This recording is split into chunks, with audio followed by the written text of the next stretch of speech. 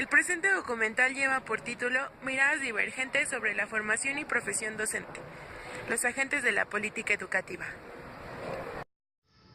Este documental tiene como objetivo dar a conocer las diversas percepciones que se tienen acerca de la formación y profesión docente, así como los agentes que constituyen la política educativa, a través de entrevistas dirigidas a profesores, directivos y docentes en formación. Mi compañera nos hablará acerca de la formación docente. De acuerdo con Ferri, la formación es un proceso de desarrollo individual tendiente a adquirir o perfeccionar capacidades. Asimismo, menciona que debe ser una formación autónoma, lo cual consiste en que el alumno construya su propio conocimiento, teniendo al profesor como mediador para lograrlo. Una persona puede elegir la profesión por distintos motivos. Así pues, Jiménez y Perales, 2007, menciona que se puede elegir la profesión docente por diversos factores, es decir, puede ser por el gusto por convivir y disfrutar el trabajo con los niños, identificación temprana con la docencia, vocación de servir y las necesidades o circunstancias y la disposición familiar, modelos y contextos. Si bien es cierto, los docentes de la actualidad se encuentran ante diversos problemas. Uno de ellos tiene que ver con la formación que recibieron, puesto que aprendieron mediante una formación tradicional. Pero actualmente ha surgido una pedagogía nueva. Como menciona Ferri en 1999, el contraste es a la vez el del pasado y el provenir, de la rutina e innovación, de conformismo y autonomía, de lo reproductivo y creativo, de lo pasivo y activo. Puesto que la sociedad va avanzando a un ritmo acelerado, lo que provoca que se busquen nuevas soluciones para mejorar al profesorado. Así podemos decir que la formación de los docentes ha ido cambiando a lo largo del tiempo de acuerdo a las exigencias que presenta la sociedad, debido a que se considera que este puede dar lugar a una transformación que logrará un cambio social y personal.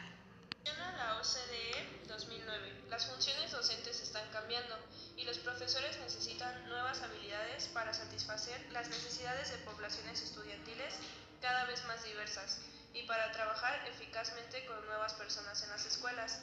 Por ello, la formación de los docentes tiene que ser doble, tanto académica como pedagógica, así como profesional y permanente.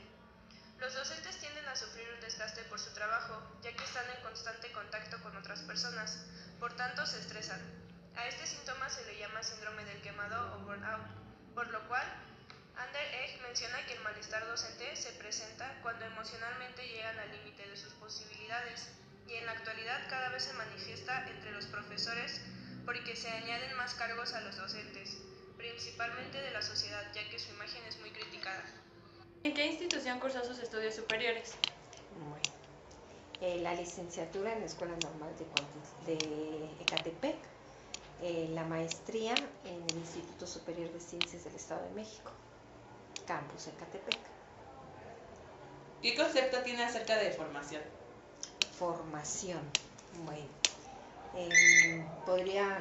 Contate. Formación, bueno, es darle forma, ¿sí? Yo quiero hablar de formación profesional, es capacitarlos o instruirlos o habilitarlos para ejercer la docencia, en este caso como formación docente. ¿Qué implica ser un buen docente? Híjole, y yo digo que cumplir con las expectativas que socialmente nos imponen y o los requerimientos que una nación requiere para la educación de un ser humano, en este caso del niño.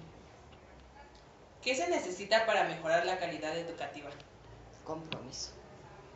Primero, compromiso. Yo creo que la calidad educativa no se da por decreto.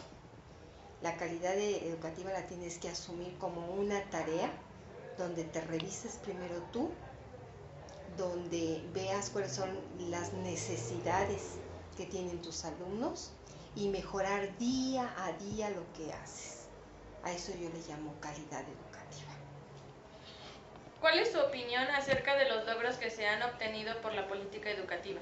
¿Cuáles logros?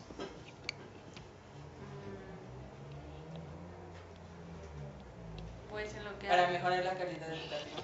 Bueno, si logro le llamamos a una reforma educativa, yo creo que no.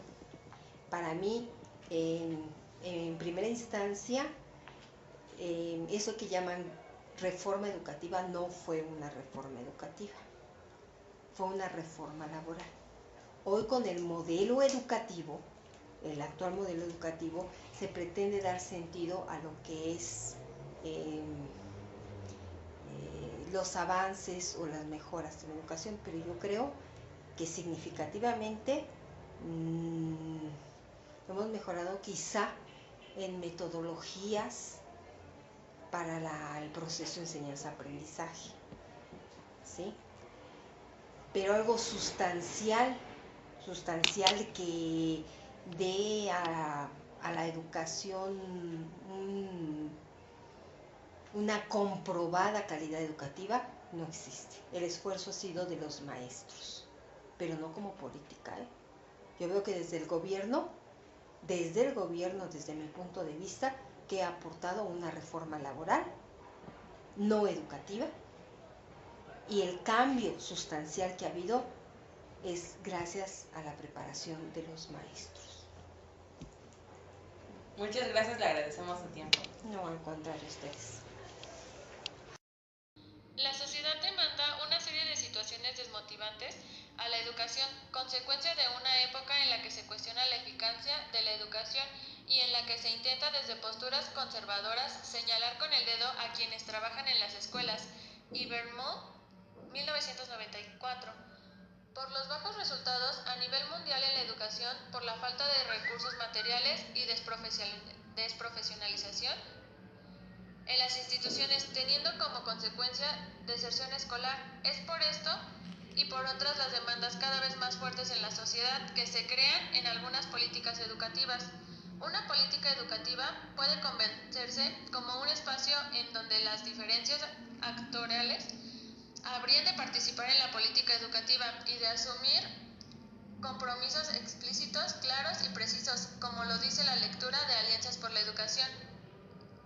Las políticas educativas de México están orientadas a mejorar la educación. Se hace mucho énfasis en los cambios curriculares e institucionales, además de querer mejorar el nivel de los docentes. Podemos decir que cada uno de los personajes que hemos entrevistado tienen diferentes perspectivas de la educación en México.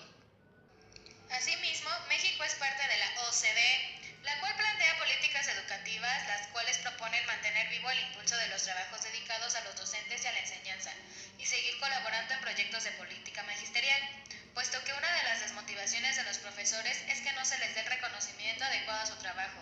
La problemática es muy grave porque los alumnos mexicanos pertenecen a los lugares bajos en las evaluaciones internacionales. ¿Consideras que la educación en México es buena? Bueno, yo no considero que la educación sea ni buena ni mala. Yo creo que tenemos la educación que hemos buscado, porque en realidad no hemos luchado por ella. Y bueno, también es importante reconocer que hay como dos partes en las que se secciona la educación, porque una es la que se da en casa y la otra la que se da en la escuela.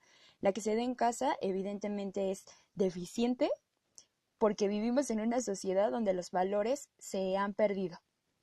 Y la educación en la escuela, referido por ejemplo a lo que tendrían que hacer los maestros, el gobierno, no es lo suficientemente buena para que ayude a los alumnos a llegar a un máximo logro. Simplemente lo vemos en las evaluaciones que se hacen a nivel mundial.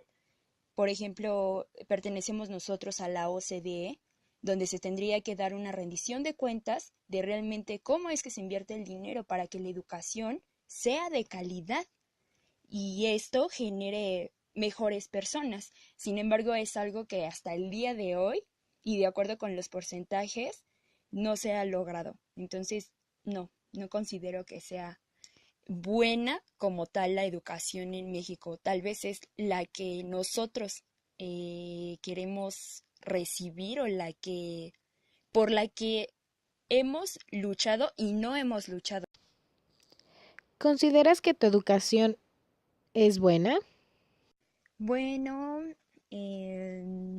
considero que mi educación en este momento no es buena, es más bien insuficiente, porque finalmente me estoy preparando para ser docente y hay cosas en las que yo no me siento preparada y finalmente no porque no haya buscado por mis medios el cómo hacerlo, sino porque no he recibido el apoyo de los que se supone son los expertos en la materia para aprender sobre ciertas cosas o sacar algunas dudas que se me han generado durante este periodo en el que yo he estado inmersa en la educación normalista, en este caso.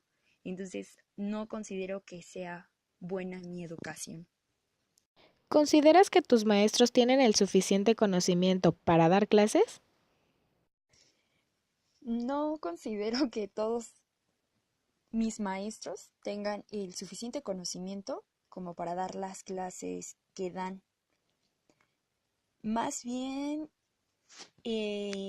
pienso que los maestros saben de temas en específico y que están preparados en cierta área. Y en aquellas donde los colocan para dar algunas clases, no saben sobre el tema o sobre la materia, por lo que es muy escasa la clase. O sea, realmente lo que se ve no es lo que esperaría uno como alumno o de acuerdo con los planes y programas, se queda corto a lo que realmente se tendría que ver en teoría. Entonces, y creo yo que todos los maestros están preparados. Sin embargo, no están bien colocados y no se ha buscado a las personas que exactamente sepan sobre ciertos temas, sobre ciertas asignaturas, en este caso cursos, y que nos preparen realmente a nosotros y nos den el conocimiento que debe de ser, que debe de estar dentro de las clases. Y sí, o sea, hay maestros que, o sea, así como hay maestros que dejan la clase deficiente, hay otros que, wow, en su clase son maravillosos, son fructíferos, son personas a las que tú les puedes seguir sacando información hasta que lo intentes agotar. Entonces, yo creo que también depende ahí de cada uno de nosotros, el cómo decidamos trabajar con los maestros que tenemos. De los maestros que te dan clases, ¿crees que alguno no disfruta hacerlo? De los maestros que me dan clases en este momento, sí. Considero que hay algunos, no solo uno, que no disfruta hacer lo que hace. O sea, que no está ahí realmente porque esa sea su vocación, simplemente porque es su trabajo y lo tiene que hacer.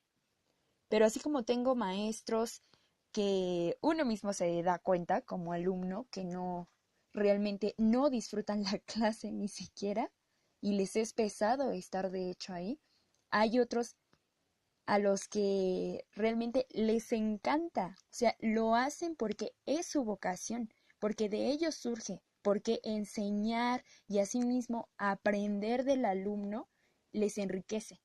Entonces, yo creo que están las dos partes y en este caso yo creo que en algún momento sí disfrutaron de su trabajo.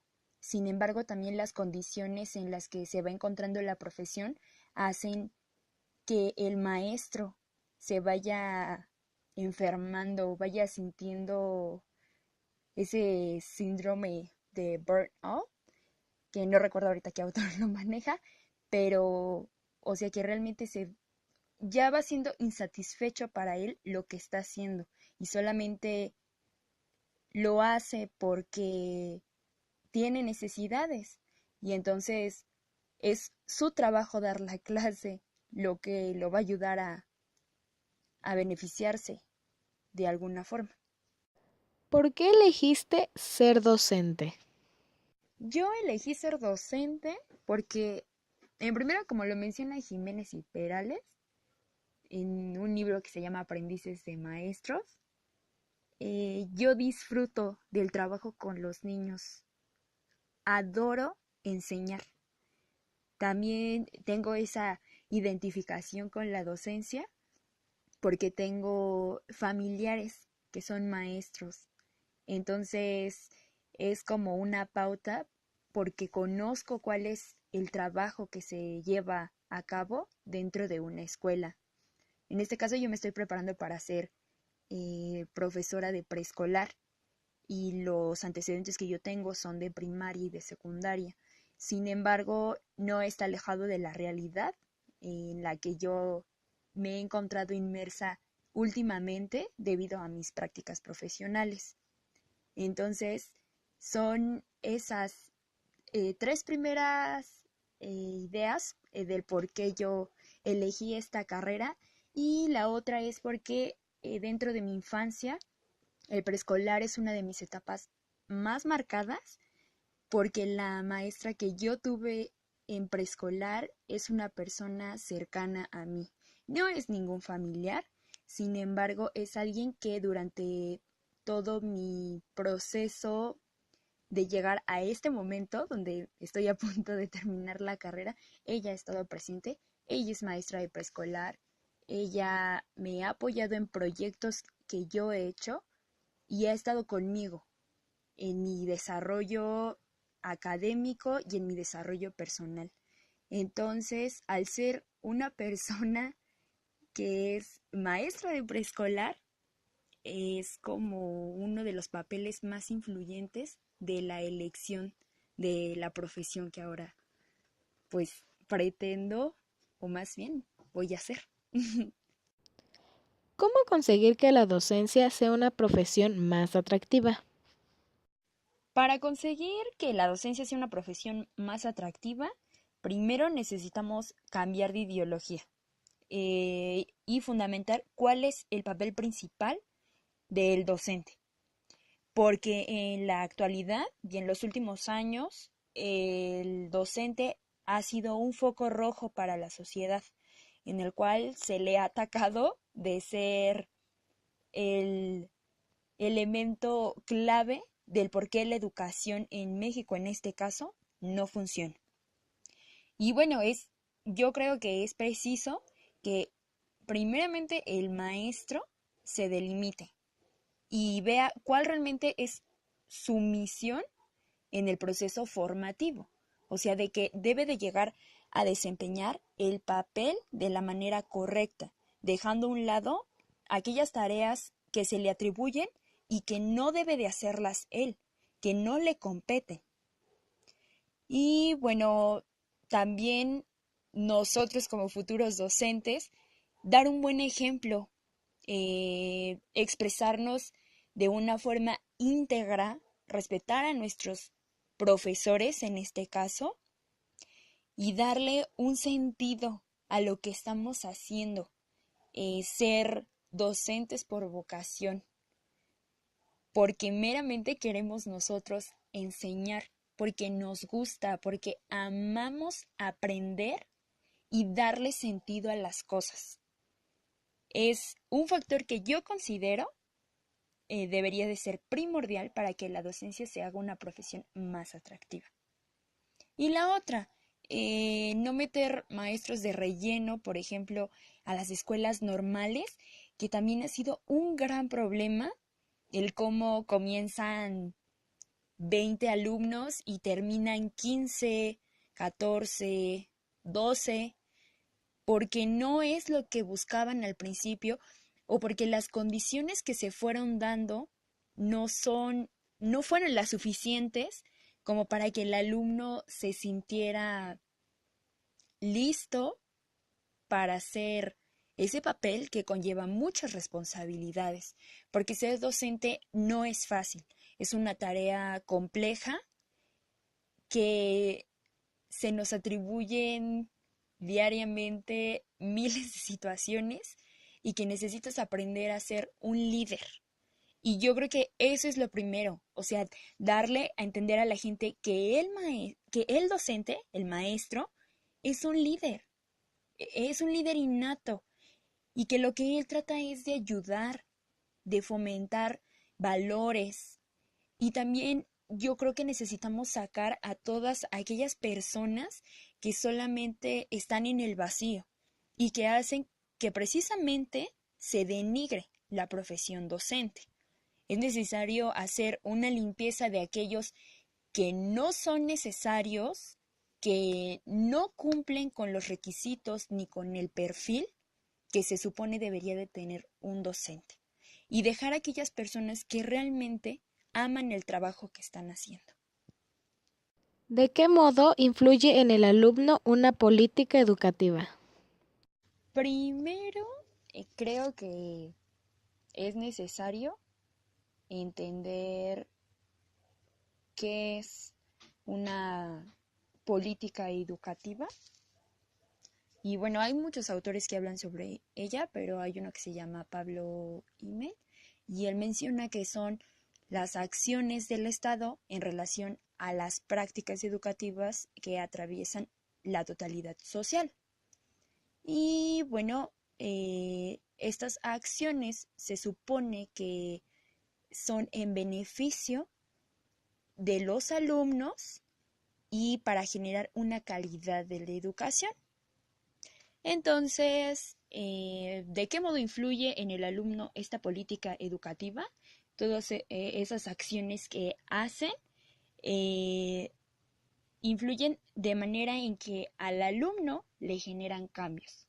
Por ejemplo, en México tenemos la reforma integral de la educación básica en el acuerdo 592 y bueno, la cual según define es una política pública que impulsa la formación integral de todos los alumnos de preescolar, primaria y secundaria, que es la educación básica, con el objetivo de favorecer el desarrollo de las competencias para la vida y el logro de perfil de egreso, a partir de los aprendizajes esperados y el establecimiento de estándares curriculares y, bueno, de la gestión educativa, entre otras cosas.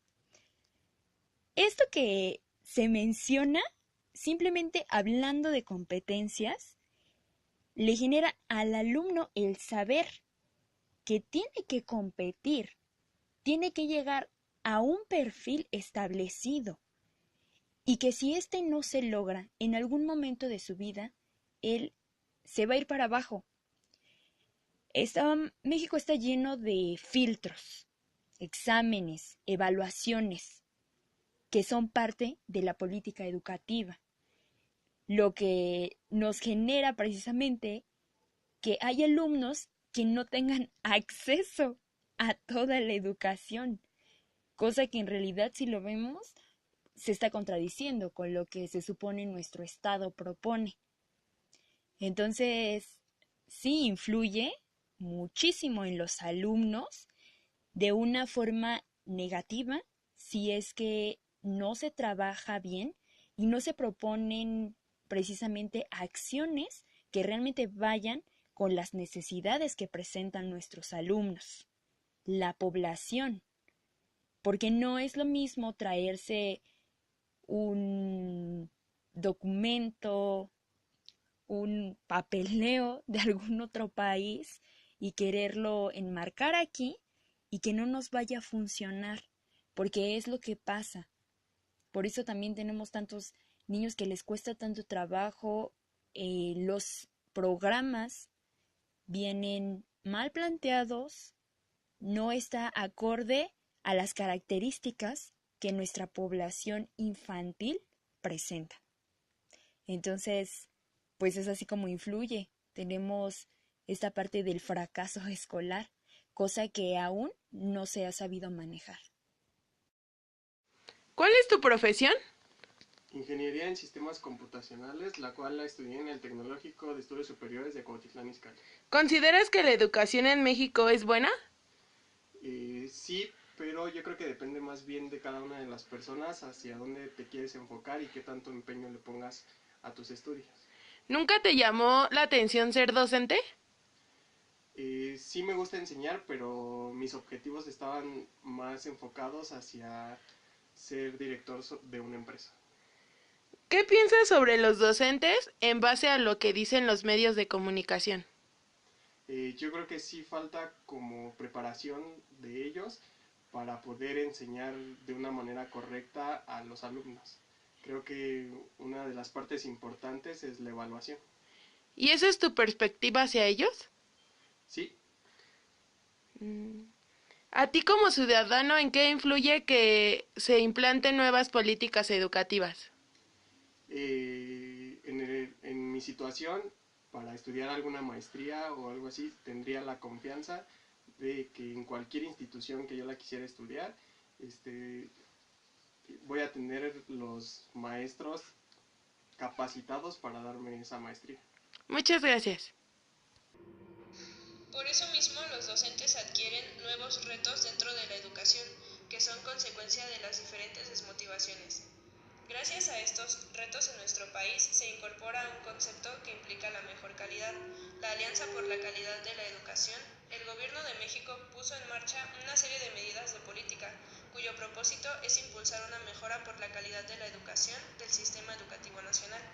Sabemos que son retos difíciles y que algunos docentes no están de acuerdo al cambio, que a veces tienen una idea vaga de lo que en verdad sería. Los medios de comunicación también influyen y modifican ideas concretas de algunas profesiones, principalmente el magisterio. La sociedad de nuestro país en la actualidad concibe a los docentes como agentes de cambios que se encargan de todo lo relacionado con los alumnos, cuando sabemos que se necesita además apoyo de los padres de familia para poder concretar objetivos. Haciendo referencia a Morín en 1999, la educación debe favorecer la aptitud natural de la mente para hacer y resolver preguntas esenciales y correlativamente estimular el empleo total de la inteligencia general. Por eso mismo decimos que el docente se prepara tanto de una manera profesional como de una manera pedagógica. La Organización Mundial Educación para Todos dice que el proceso de la educación depende en gran medida de la formación y de la competencia del profesorado, como también de las cualidades humanas, pedagógicas y profesionales de cada educador. Por eso, como docentes en formación, creemos que para elevar el nivel de calidad de la educación es necesario que se involucren todos los factores participantes en la institución, es decir, padres de familia, alumnos, profesores y directivos. Nos despedimos con una frase que nos fue muy relevante. Excelente maestro es aquel que, enseñando poco, hace nacer en el alumno un deseo grande de aprender. Arturo Graf.